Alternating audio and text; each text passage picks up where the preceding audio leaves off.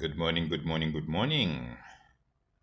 Last time we had an introduction to the book of Daniel on how it came to be that they are in Babylon. Nebuchadnezzar came to Jerusalem and took them all, especially those that were wise, those who had understanding, those who could understand things quickly. He took all those people to Babylon. And now we're coming into the book of Daniel, chapter 1.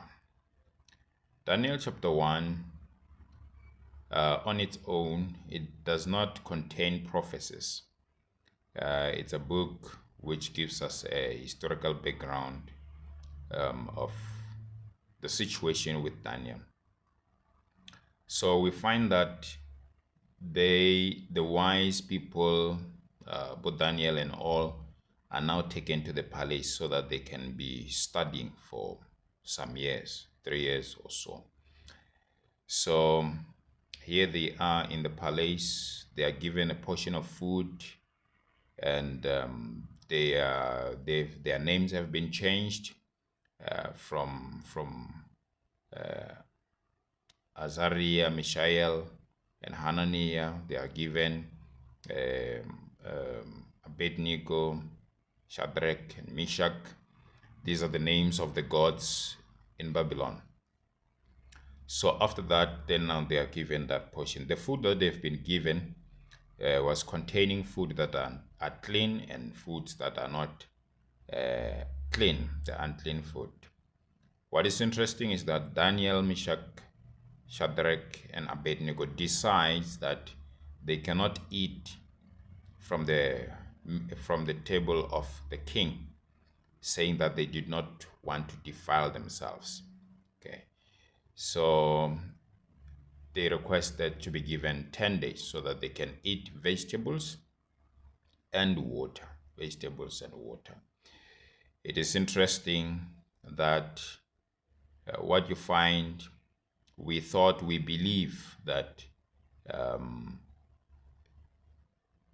fleshy foods are the ones that make one to be fat and to be strong.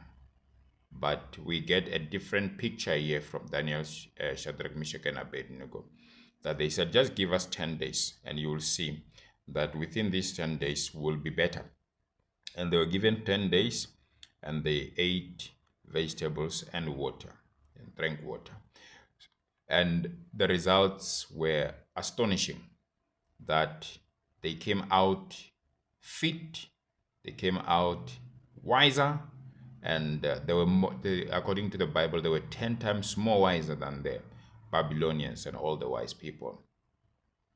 And this is an interesting thing. Most of the times we are taken by the sciences of today, that okay, the science tells us this, and we end up believing in that things are true when they're like this. But according to the Bible, it's not everything that is scientific that is true.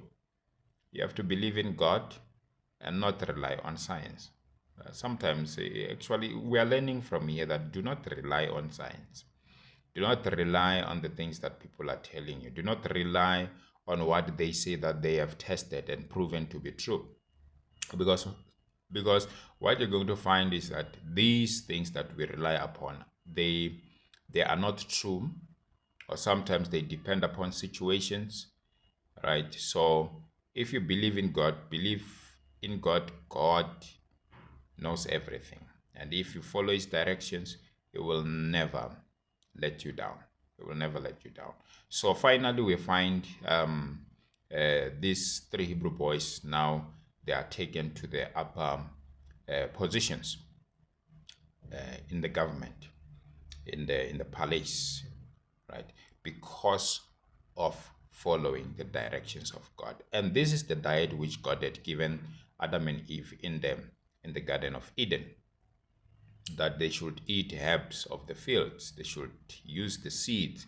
It was not animal food, it was not flesh, it was vegetables, plants of the field, herbs of the field.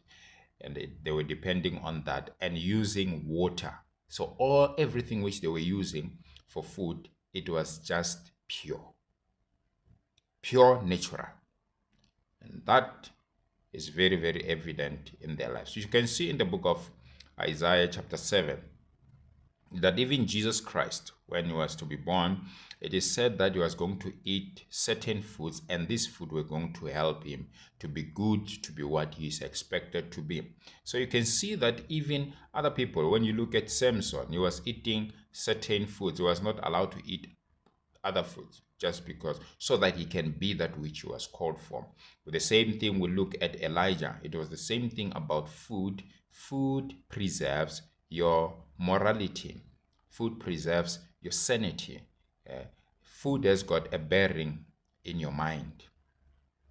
So it's very, very important that we should understand that from a biblical perspective, food has got a bearing in how you may conduct yourself, in the choices that you're going to make. So it's very, very important that we may also assist our children to have this good mind that is going to be, when they choose with clearness of mind, that even if they choose the wrong things, they know that they were choosing the wrong thing. We know that some foods will make you to be aggressive.